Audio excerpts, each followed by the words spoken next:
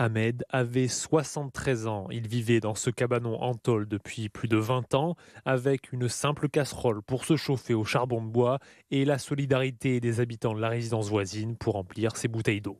Lara l'a rencontré il y a 4 ans et n'a cessé d'alerter sur sa situation précaire. Il vivait ici, c'était toujours propre. Voilà, c'est franchement, c'est très dur de voir ça parce qu'en fait, il n'avait pas grand-chose, mais quand même, il avait un petit lit, une petite armoire, une petite table. Là, de voir qu'il n'y a plus rien du tout. Il y avait une tente ici avec une surtente qu'on avait aménagée pour les chiens. La deuxième niche, elle est là-bas. Le cabanon où Ahmed est mort a été entièrement calciné, un drame qui a ému les habitants de la résidence. Il monte ici, il prend 3 bouteilles de l'eau, 4 bouteilles.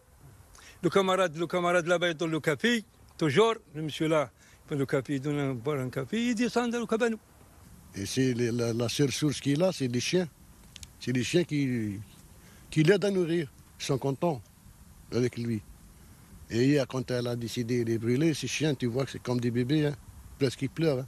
Moi, la première fois que j'ai rencontré Ahmed, je lui ai proposé d'aller lui acheter un poulet. Il a pleuré et il m'a dit « ça fait 5 ans que j'ai pas mangé de viande ». J'ai pleuré, j'ai regardé mon mari, j'ai dit on part tout de suite acheter un poulet. Ahmed a mangé une cuisse du poulet, il a donné tout le reste à ses chiens parce qu'il trouvait que les chiens méritaient également ce petit festin. Ahmed ne parvenait pas à accéder à un logement décent car il refusait d'abandonner ses 2 chiens qu'il a élevés pendant 14 ans, des chiens qui se retrouvent aujourd'hui sans maître et que des associations tentent de récupérer.